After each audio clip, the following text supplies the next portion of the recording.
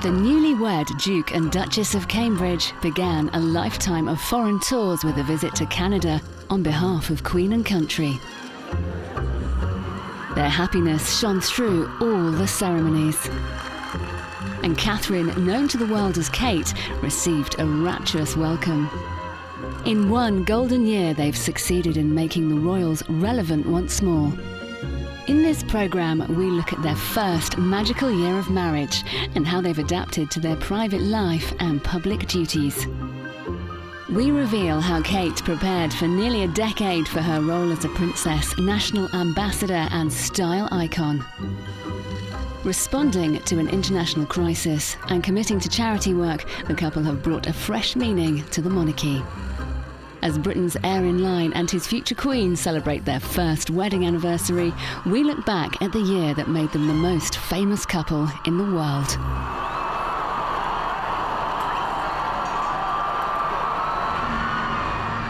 Canada, summer 2011. There was little sign of Republican feeling when thousands turned out to welcome the royal guests of honour. Just 2 months after their spectacular wedding, the Duke and Duchess of Cambridge were on their first official foreign tour. It was a charm offensive to one of the most important parts of the Commonwealth. The final stop was Calgary, home of Canada's Cowboys. William and Kate had come to launch the annual Wild West Rodeo, the Calgary Stampede. The 9-day visit of the prince and his new wife had surpassed all expectations. Amusing events like this disguised the serious intention of the tour. This young, attractive couple, with their unstuffy and friendly approach, had come to preserve Canada's link with the monarchy.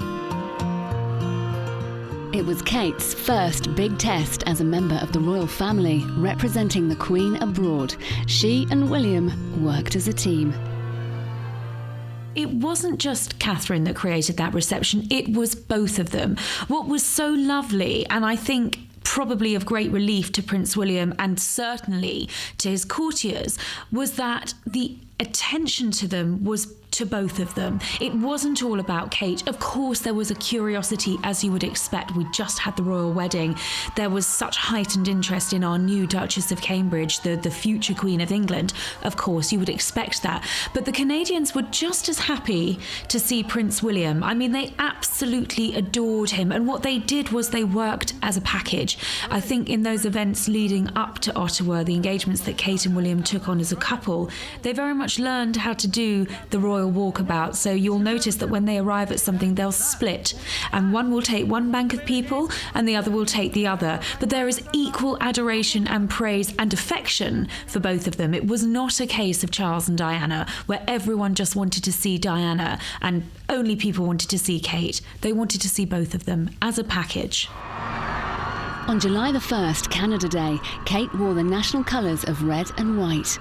500,000 lined the streets of Ottawa to see the royal superstars in their first carriage ride since their wedding. And the crowds still grew to welcome William and Kate. The temperature reached a sweltering 90 degrees and everyone was feeling the effect. No one quite knew how they were going to be received. And when they first landed in Ottawa, I mean, the cheers and the roar of applause was just so huge. I mean, it was just absolute adoration. In French-speaking Quebec, William pleased everyone by making his first public speech in French, thanking them for their warm reception.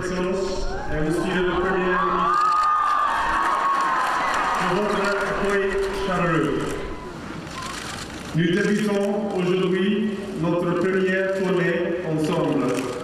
Nous ne pouvions pas être mieux accompagnés que par la grande famille canadienne. Kate was relieved that William's speech had been faultless, but he joked about his accent. It will improve as we go on. The couple moved on to Prince Edward Island. In a cooler and damper climate, William learned a new skill as a search and rescue helicopter pilot. In a Sea King helicopter, he practiced waterbird landings, a technique used by the Canadians, but not by the British Royal Air Force. Kate watched anxiously from the shore as William easily mastered the tricky manoeuvre, showing a high level of piloting skills.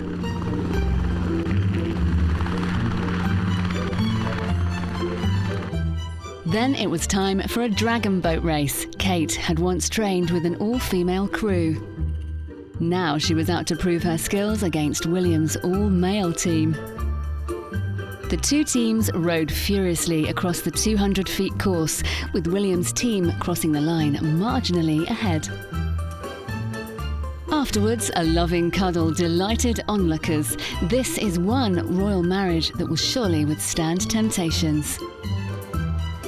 William is very affable and easygoing, and I feel that if William misbehaved, which is possible because those Windsor men are not renowned for their fidelity, I think that Kate would turn a blind eye. She wanted this marriage more than anything, and I think she loves William very deeply, and she will make a very happy life for him, and there will be no reason for it not to work.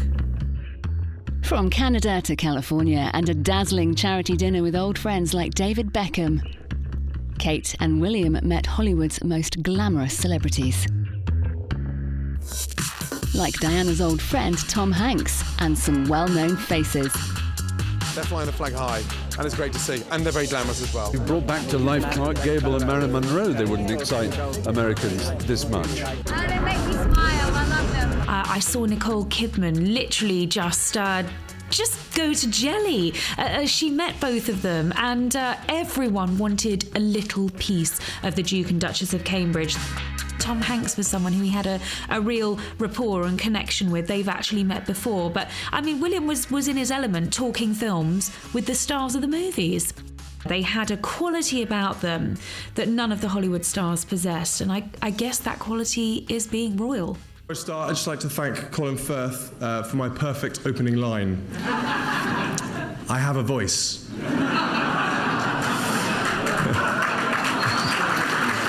I'm glad you got there at the end, that's good. For their first public event as a married couple, the Duke and Duchess of Cambridge were guests of honour at a gala dinner for the children's charity ARC. In a shimmering pink dress by designer Jenny Packham, Kate was the main attraction amid the wealthy and famous. The event raised over £17 million for disadvantaged children. Kate knew that all eyes were on her and that the media would analyse her appearance. Accompanied by his stunning wife, William had grown in self-confidence. He spoke with candour and honesty. I know that I am very fortunate. I've had a good education, a secure home, and a loving and supportive family. So many young people, however, do not have these advantages, and as a result, can lack the confidence and knowledge to realise their full potential. Charity is very important both to William and Kate. Obviously, William strongly resembles his mother and would want his wife to be a humanitarian too. The first affair of state attended by Kate after her wedding was the annual Trooping of the Colour ceremony. William took part wearing full military dress.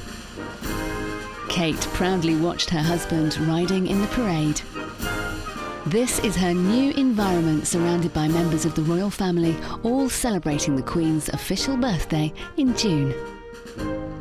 It was the Queen's big day, but inevitably attention was on the newlywed William, wearing his ceremonial bearskin and guards uniform. And crowds crammed into the Mall to see Kate standing on the palace balcony for the first time since her wedding. She would join the royal family for events like this for the rest of her life. Inevitably, Kate will be compared with William's mother, Princess Diana, the last big royal star. I don't think Kate has got that dazzle factor of Diana, because Diana was a tragedy. You know, Diana walked along the route of people waiting to see her, and she told them little things about her life. And we knew so much about Diana. We're never going to know that much about Kate. I mean, Kate's been around now for 9 years. We know nothing about her. nothing really about her. Maybe there's nothing to know. But with Diana, 9 years in, we knew everything about her. I mean, I remember Diana saying to me, "You even know how many fillings I've got in my teeth." But we don't know anything about Kate. On their last public engagement before their wedding, William and Kate visited Blackburn in Lancashire, one of the poorer parts of the country. Guided by William, Kate was learning the royal way fast, ready to take on the life ahead of her. The couple opened a new state school and were clearly at ease with the pupils, and their own happiness evident to all. A newspaper front page summed up Kate's joy and hopes for the future. 2 months before their wedding, William and Kate's first public engagement together was in Anglesey, the Welsh island where they've made a home. The Royal National Lifeboat Institution asked them to launch a new lifeboat. May God bless her and all that sail in her. Kate performed the launch without a hitch.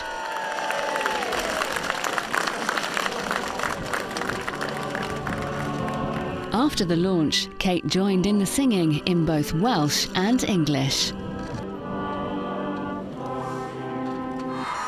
The couple made a sentimental journey back to St Andrews University, where their romance began. This is a very special moment for Catherine and me. It feels like coming home.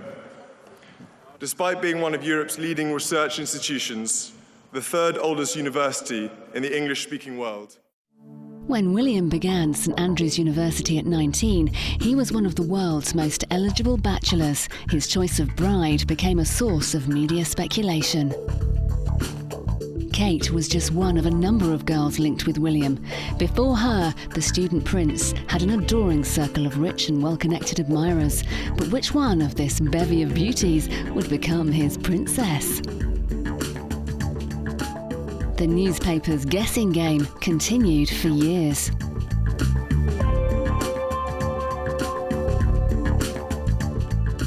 Kate's main rival was William's childhood friend, Jecka Craig. The palace even denied reports of a romance. And before he started dating Kate, he had a 6-week fling with fellow student Carly Massey Birch. Catherine will have seen him with all these very pretty girls, Carly Massey Birch, who's still a friend, Olivia Hunt, other girls who are all, fabulous looking socialites and so on. But she has triumphed over all of them. So she will be able to take a degree of comfort from that. And quite frankly, she's a very good looking girl herself. In 2007, William and Kate temporarily separated. The split was blamed on his military life. After university, they found it hard to keep their romance on track. William wasn't ready to make Kate his bride when he had years of military training ahead. William was very hard at work with his military commitments, and it became increasingly difficult for the couple to spend time together. He spent weekdays in the barracks and then enjoyed time off with his fellow servicemen. He had to do well in all aspects of military service. Like his grandmother, the Queen, one day he would be head of all the armed forces, but his career opened up new experiences away from Kate. It's pretty simple, really. Prince William's alpha A male, red-blooded, thought he could do better. Thought the grass was greener on the other side. And as a prince, you walk into a room and you get used to the fact that every single woman in the room is looking at you and thinking, I fancy my chances there. And Catherine, she wanted more commitment from him. He wouldn't give it. They split up. She did what girls who've been jilted for centuries have done. She put on a brave face, went out and had fun, and seemed like she didn't have a care in the world. She put on something that was short, high and tight, looked great, and he was there watching the newspapers and thinking, I don't want somebody having a roll in the hay with my girl. I'd better get back with her. After a brief spell apart, William soon realised what he had lost and that he might never find anyone as good as Kate. He was soon on his motorbike romancing Kate again at her home in the village of Bucklebury. It wasn't only Kate he missed, it was also her happy, comfortable home life with her parents, sister and brother. This became his ideal, and the Middletons became the role models for his future with Kate. The whole family had joined Kate when William finished his army training at Sandhurst, with a traditional passing out ceremony in the presence of the Queen. At such a high-profile event, their presence was taken as a sign that Kate had become the official girlfriend of the prince and that her family were important to him. Kate's mother was an air hostess and her father a flight dispatcher before they started a party goods business that made them millionaires. William's snootier friends poked fun at Kate's mother because of her working-class roots. However, the Middletons will help with the upbringing of the next royal generation. I think William is incredibly close to Kate's family. He spends a lot of time with them and he's very fond of them. He is attracted to the stable upbringing and background she's had, and I'm sure that he and Kate will want to replicate her childhood for their own children. Kate enjoyed normal childhood activities like joining the Brownies. For the little girl who became a princess, her family's discretion was absolute. Today, they remain her closest confidants. One of the things which attracted him to Catherine and also to the Middleton family is the fact that they're a safe, steady, stable family. And much of their courtship was spent at Bucklebury, the family home, having a quiet pint in the local pub, away from prying eyes, away from long lenses, but just enjoying casual, normal life with the Middleton family. The truth is that she's had to edit her friends. And that's the reality. I suppose when you date a future king, that's going to be part of it. She had a big circle of friends at St Andrews University. I would be surprised if she's still friends with perhaps half of those. But if you asked me who her best friends were, I'd actually tell you her mother and her sister, because they really are the ones with whom Kate can entirely confide. They know her inside out and better than anyone else. And I suspect that with her future royal role, which is so all-encompassing, she will need that support network. And where she always goes is back to her sister and back to her mother. As William's girlfriend, Kate became public property. Every aspect of her childhood was scrutinised. There were stories about her being bullied at one of her schools. Her uncle Gary was caught out in a scandalous newspaper sting. Her brother James, then a student, was pictured wearing fancy dress. The most damaging criticism was about Kate's lack of proper career. A graduate in art history, she worked part-time for her parents' business but had plenty of leisure hours while William was away. I think Kate's in an invidious position. She has been with William for a long time, 8 years, and to have to go into work every morning and not be able to talk about what you did the night before, it is very difficult. She's had to trust people and she's worked with her family. Saying that, many people in this country work for the family business. It's not that unusual, of all backgrounds, and she's been working quietly behind the scenes and helping them earn a living. After leaving university, William undertook a specially tailored training scheme in each of the 3 armed forces. As king, he will be commander-in-chief of all branches of the British military. After long stints away in the army, he spent a short period with the Royal Navy. However, it was his Royal Air Force training that he liked best. That determined his choice of career as a search and rescue pilot. Flying fixed-wing aircraft and later on helicopters became his passion. He described flying solo as an amazing feeling. William and Kate had been together for 8 years when they announced their engagement. They were both 28 years old. His parents hardly knew each other when they became engaged in 1981. Diana was 19, Charles 31. And I'm amazed that she's been brave enough to take me on. And I suppose in love. Of course. Whatever in love means. There were no hesitations with William and Kate on the day of their engagement. They were at ease and happy with each other. If you look back to the photographs of Charles and Diana and that dreadful comment he made, which when he was nervous about whatever love means, I mean, you can imagine if William had said that to Kate, she'd have given him a smart tap on the shoulder.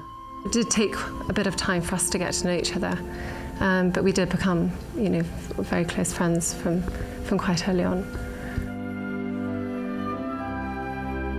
William had lovingly kept Diana's engagement ring after her death, and he gave it to Kate when he proposed to her. It's my mother's engagement ring, so I thought it was quite nice because obviously she's not going to be around to share any of the fun and excitement of it all. This was my way of keeping her sort of close to it all. And I guess we better have a look at it. What kind of ring is it? Are you an expert on what's... I'm not an expert on it at all. I've been reliably informed it's a sapphire with some diamonds, but I'm sure everyone recognises it from previous times. So it was a poignant reference to his parents' broken marriage. Everything about William you can trace back to what happened to his parents. He lived through the bitter breakup of their marriage. He knows how much what happened to them destroyed their marriage. He's very concerned not to make the same mistakes. I suspect there are all sorts of things running through his mind about all this, what happened to his parents, particularly what happened to his father, who clearly made a terrible choice when he was a young man, and he doesn't want to do that. Thank you, yes, it's a normal colour. Is it? Yeah. Oh, okay. You can't remember how many times you dyed it now, can you? No, I don't. My husband was really angry at me for a minute there. Yeah.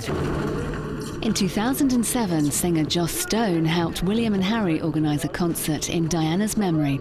Amid the big names from the entertainment world, William still had the star quality that has impressed so many people.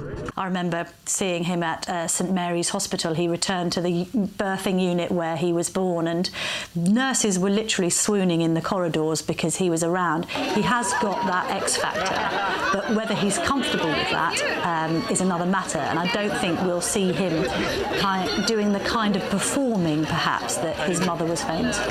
Sorry to keep you all waiting. Oh, try and keep on time next time, it'll be better. You don't want to see us. What we also know about Prince William is, while he is very much his own man and certainly won't be told what to do, he likes to decide it for himself, he's also been very clever in surrounding himself by an extremely tight-knit group of friends, the so-called circle of trust, friends from Eton, for instance, who really he now trusts implicitly. Among this gilded circle are the Van Cutsum brothers. William was an usher at the wedding of his old pal Edward Van Cutsum and the Duke of Westminster's daughter. When Catherine met William, she was really punching above her social weight. She was, after all, a girl from a middle-class home dealing with the upper classes, where everybody who came for dinner was Lord or Lady this. The Van Cutsum family, for example, great friends of the royals, especially of Prince Charles. Mixing in those kinds of circles, she will have felt early on quite intimidated about it. And I remember one of their friends telling me that Catherine didn't like the fact that she'd be cooking in the kitchen and being treated a bit like a skivvy, and William would be chatting away to some lord or lady who was a student at the college.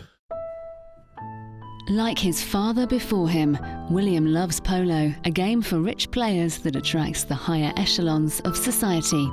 Kate has learned to mix with the polo-playing clique, part of William's inner circle. This has not always been easy. That social divide did create tensions early on in the relationship. Now, Catherine is friendly with most of William's friends. In 2008, William and his fellow Royal Air Force cadets were presented with their wings by Prince Charles at a ceremony at RAF Cranwell. Kate was waiting inside, seated with Diana's sister, Lady Sarah McCorquodale. They all watched as William stepped up to receive his insignia from his proud father. Note how William turned to see Kate's reaction before leaving the platform, and how Kate noticed his attention.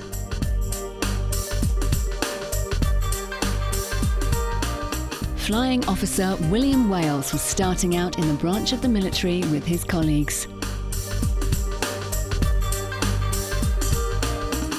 He took part in a photo shoot with Charles and his stepmother Camilla. William has long accepted Charles's second marriage and welcomed Camilla as a companion for his father. She will prove a good advisor for Kate. In choosing a career in the RAF, William was departing from the tradition of royal service in the Army or Navy. Kate had to wait for William until the time was right for marriage, so behind the scenes she prepared for her future role. I think Kate has taken on the role and knows what is expected of her. There are benefits and there are downfalls to any job, and she has signed up for it and is welcoming it with open arms. Flight Lieutenant William Wales, as he is now known in the RAF, pilots Sea King helicopters, sometimes flying over the mountains of Snowdonia in treacherous weather. After a long day or night with his colleagues, he goes back home to Kate at their rented cottage near his base at RAF Valley in Anglesey. In spring 2012, he spent 6 weeks on duty in the Falkland Islands. It's a life he seems to prefer to his royal duties. He's only done a handful of royal engagements. He's done a couple of short royal tours on his own. He's not really being a fully fledged member of the royal family firm. So in a way, he's learning the ropes just as she is. And he's not used to being the star of the show. He's left that to his dad. For a boy who likes to be out of the limelight, likes to be watching soccer on TV, watching a movie, he'll be thrilled if the burden of taking on public duties is left to Catherine. At their Welsh home, Kate is a real housewife of Anglesey, shopping and cooking for her husband and running their cottage without full-time staff. She's an organised girl. She's always been that way. She's the kind of girl who enjoys things like sewing and knitting, and she was taught to do that by her grandmother. And I always find it interesting that the sewing was so beautiful on the wedding dress. Again, that's an influence of Catherine. So she's a girl who's organised in a very feminine way. After a £1 million renovation, the couple will move into Princess Margaret's old apartments at Kensington Palace. This is very near Diana's former home, where William and Harry grew up.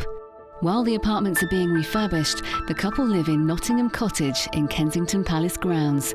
When they move out, Harry will move in. William has left the apartment's decoration and design details to his wife. Kate's very much at the helm of the refurbishments. She has a keen eye for all things interior. Of course, her passion is art, and she's going to be very hands-on with this project. So while she's based in London at Kensington Palace, she's made visits to the apartment.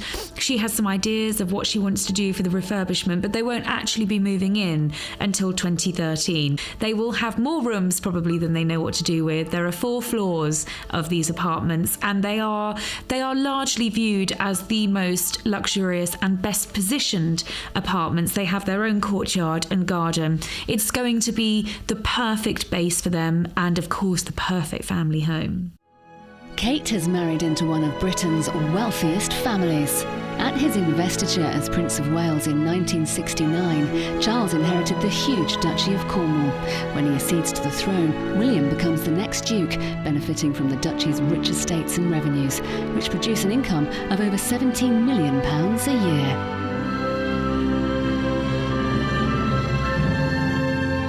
The royal family has palatial homes like Balmoral in the Scottish Highlands and Sandringham in Norfolk, where they spend Christmas. Charles's country estate in Gloucestershire is Highgrove, set in 900 acres of farmland and gardens.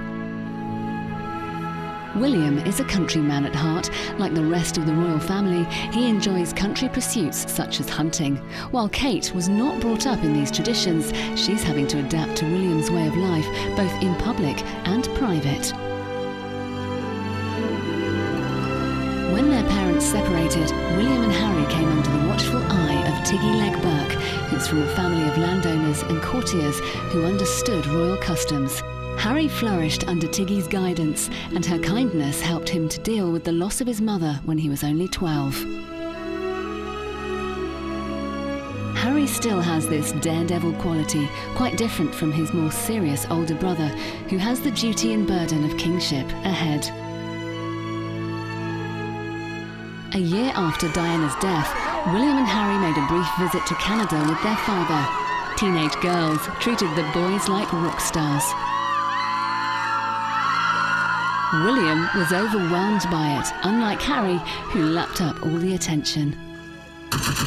Harry became a career soldier, serving on the front line in Afghanistan as a forward air controller with his regiment, the Blues and Royals. Even in warfare, Harry found adventure with a discarded motorbike and revved it up for the camera. Harry's on-off girlfriend, Chelsea Davy, was invited to the aristocratic wedding of the Duke of Northumberland's daughter, Lady Katie Percy.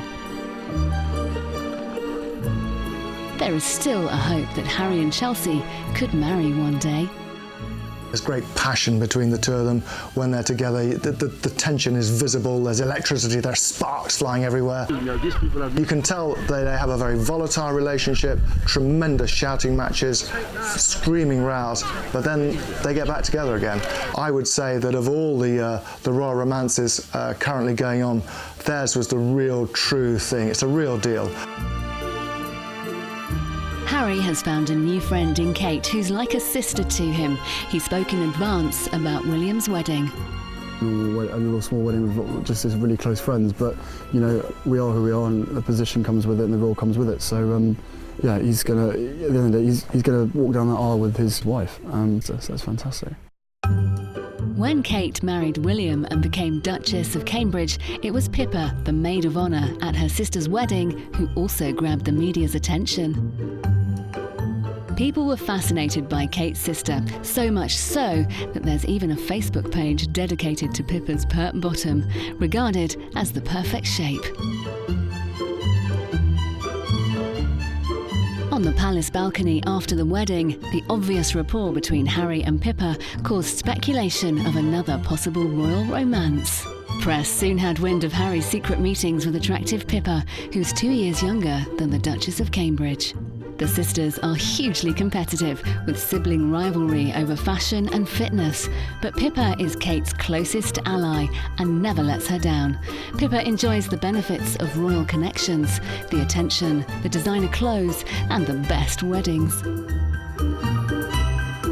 Pippa Middleton was a guest at the wedding of Katie Percy, daughter of the wealthy Duke of Northumberland. Pippa is an old friend of Katie's brother, heir to the title and the family's huge estates. Some predict that Pippa will marry him and become a duchess too. Her last boyfriend was Alex Loudon, a rich young stockbroker, handsome and suitable, but he didn't like the endless publicity around Pippa, who is now Britain's most eligible girl. I feel quite sorry for Pippa because everyone thinks Pippa loves all this attention she's getting, but she doesn't. She hates it, and it really stops her from leading a normal life. She can't go outside, she can't go and empty the trash, she can't do anything without being photographed because the appetite for Pippa photographs is enormous. It's like, if we can't have Kate, let's have Pippa. And poor girl is pursued relentlessly, and I think it's very difficult for her to get on with her life, and therefore very difficult for her to find a decent boyfriend. Her first relationship broke up because there was just so much attention focused on her that he couldn't deal with it. Kate's brother James quit university to start a cake-making business linked to his parents' company. He has also been the subject of media attention. James Middleton is very interesting because you might recall before the royal wedding, James was really making headlines for all the wrong reasons. There were pictures that were leaked on Facebook of him dressing up in his sister's clothes, drinking, misbehaving at Edinburgh University, all the sorts of things that students get up to. But unfortunately for James, found their way on the net. There were even rumours about his sexuality. So James was very much the focus of the paparazzi. He was billed as the second black sheep of the family after Kate's uncle, Gary Goldsmith. And I think people were watching, actually, for James to trip up. But what happened on the day of the royal wedding was that James presented a completely different public image. He delivered the most faultless reading at Westminster Abbey. Not only is he dyslexic, he memorised that reading. James has deliberately kept below the radar since the wedding. I think he's desperate not to be seen to be cashing in on his sister's royal connections. And Kate's mother, Carol, also has to be careful about publicity. She knows she must avoid talking about Kate's position and private life. Carol Middleton is an intelligent woman, and she knows that if she starts discussing her daughter's life, she's going to make her daughter's life very difficult, and she's the one that wanted her daughter there. She's worked very hard to get her there. Why go and spoil it? I remember being told that the first time Kate took William home to the Bucklebury home, she instructed her parents and her family that William was to be made to feel at home, that they weren't to discuss him coming over to the house with their friends or extended family. There was a vow of silence, and I think a bond of trust right from the start of that relationship. And Carol and Michael grew to love William, I guess, as one of their own. They've really welcomed him into the family fold. So I don't think we should be surprised that there is this vow of silence. On William and Kate's wedding day, television cameras recorded the royal guests arriving at Westminster Abbey. The great and the good, the famous and the unknown, politicians and potentates, friends and relatives, all assembled for the wedding of the century. The cameras captured some very well-known faces.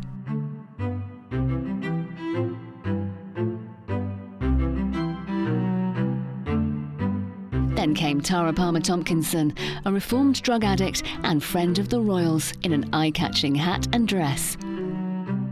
Pippa arrived at Westminster Abbey confidently in charge of the young bridesmaids and page boys. London crowds cheered and millions watched on their televisions as the bride, whose family tree includes coal miners, came to marry her prince.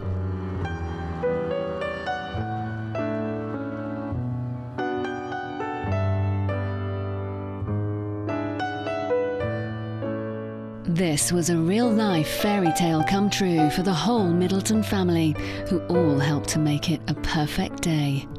The Middletons have already played a great role by producing a girl as delightful as Catherine, who will help William lead the monarchy through into the 21st century.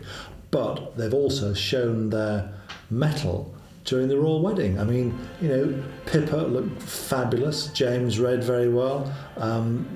Michael and Carol really, were the doting, loving parents, and they added to the spectacle, added to the sense of the family. So, if the royal wedding was the renewal of the vows between the monarchy and the nation, the Middletons played a very significant part in that. Kate has now become the world's #1 trendsetter. Everything she wears sells out instantly. On her engagement day, she wore a blue silk dress by Daniela Halale, whose Issa label Kate has made popular. The one designer that Kate's really put on the map is Daniela Halale Issa, a very charming Brazilian, talented dress designer.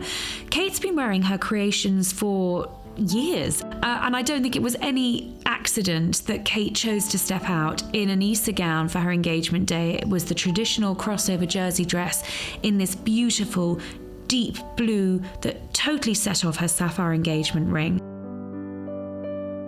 The staple design of Issa is a crossover jersey dress, often in a bright print, beautiful colours, perfect for the cameras. In fact, she wore a beautiful purple evening gown in Canada for an evening event. It was a pop concert, and Kate turned up, and this is what I love about her style.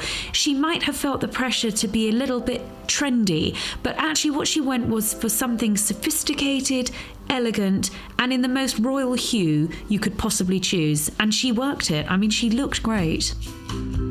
Back in London, Kate's natural habitat for clothes is Chelsea. Despite its reputation for designer clothes, there are many off-the-peg shops such as Hobbs, Oasis, Zara, Reiss and Orla Keeley on the King's Road.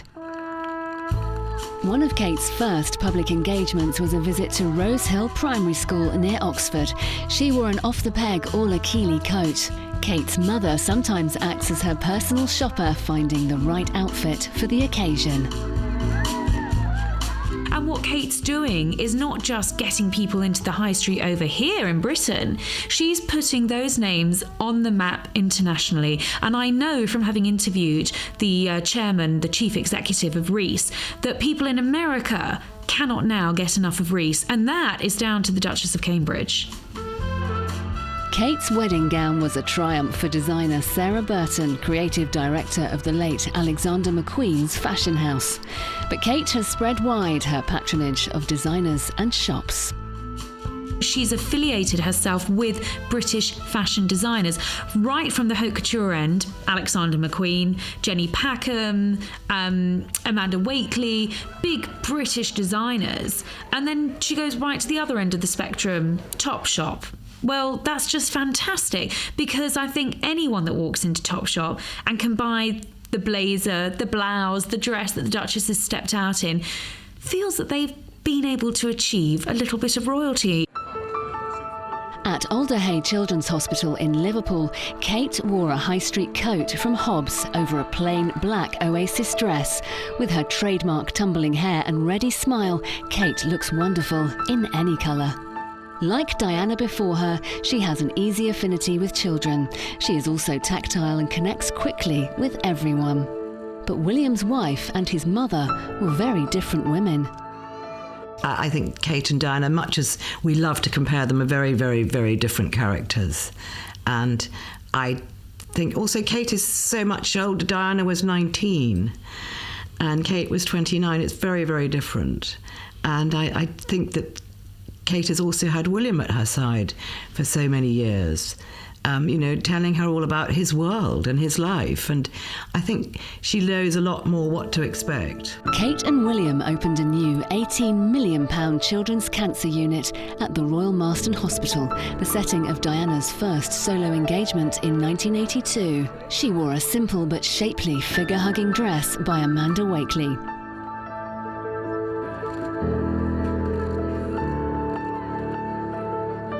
Kate has said that Diana was an inspirational woman to look up to. Now she has started taking on some of Diana's charity interests. In this, she is encouraged and supported by William. She's a bright girl and she can always look for a real, true role to play, like Diana did. It took Diana many, many years to find that true role. In late 2011, Kate and William made their first joint humanitarian mission to a UNICEF depot in Copenhagen. They were joined by Crown Prince Frederik and Princess Mary of Denmark. For once, Kate's outfit, a crimson coat, was considered a fashion faux pas. Kate drew attention for all the wrong reasons, actually. She was wearing a coat, I believe it was LK Bennett. It was a rather wonderful coat, but it almost looked a size too big. It had bundled up at the back where it was belted. And of course, everyone was quite convinced that the reason she'd chosen to wear such a big coat was because she was hiding a baby bump. So we were all spotting or trying to spot the bump. And of course, when Kate refused to try this peanut paste during one of the aid missions, the rumour mill went into overdrive that she absolutely must be pregnant. At the depot, Kate and William helped pack boxes of aid and medical supplies bound for East Africa. They were responding to the UNICEF famine appeal alongside Frederik and Mary. It's always in the background. It's been going on for, like Catherine's saying, at least 100 days now, and it's not getting any better. You know, the rains have come now, and as hopefully you've all heard from the UNICEF brief, that doesn't necessarily mean that things are going to get better at all. In fact, disease becomes a huge issue. And so it's very much a case of anyone who can do anything to help, please do. And Catherine, are you hopeful that being here can make a difference? Well, we really hope so, to really put the spotlight back on this terrible crisis and really to try and raise the awareness. You know, I was shocked by some of the statistics, and I think other people would be if they've lost track of the story. When it's very small. The two royal couples listened intently to an expert's briefing. Kate has a great deal in common with Australian-born Princess Mary. As far as Princess Mary of Denmark is concerned, she has a lot to offer to Kate. They come from very similar backgrounds, and she's an Australian. She is a commoner to all intents and purposes who married into the royal family and has had to deal with that international spotlight being shined on her. So if anyone's in a position to help Kate, it's her. The daughter of an English earl with a stately home, Diana married Charles 30 years before Kate married William. Had they met, Diana and Kate might have had a strained relationship. I think Diana would be rather jealous, actually, of the fact that Catherine has already got a very finished fashion sense, that she's very much in control, very capable, with a great eye for detail. Diana always wanted a daughter, always wanted to mentor a daughter through the labyrinthine world of the royal family. She'd have enjoyed teaching Catherine the ropes, but there'd have been a twinge of jealousy that she was passing on the fashion baton from one generation to the next. William's commitment and love of Kate evokes the unconditional love that Diana gave William. Kate wears Diana's ring. She will live in her old palace, and she will devote the rest of her life to her elder son. But could having a couple so popular in line to the throne have consequences for Prince Charles? Prince Charles is the longest serving Prince of Wales in history. He's not going to give up his chance of ruling, of being sovereign, nor would Prince William want him to. He wants to remain in the background for as long as he can. But sadly, the opinion polls have been against Prince Charles for the last 20 years. For 20 years, the British public have wanted William over Charles to be king. And if, quite frankly, if the House of Windsor was a popularity contest, William would win it hands down. Kate chose to make her first public speech at the Treehouse Hospice in Ipswich, where she is a patron.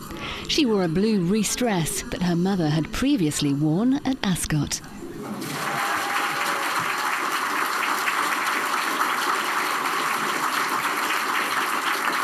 Kate read her speech very carefully and slowly. Understandably, she sounded a little nervous. First of all, I'd like to say thank you. Thank you for not only accepting me as your patron, but thank you also for inviting me here today. William was away in the Falklands on a 6-week tour of duty. Clearly missing her husband, Kate spoke about how they worked together. I'm only sorry that William can't be here today. He would love it here. A view of his that I share is that through teamwork, so much can be achieved. Kate is doing such a great job.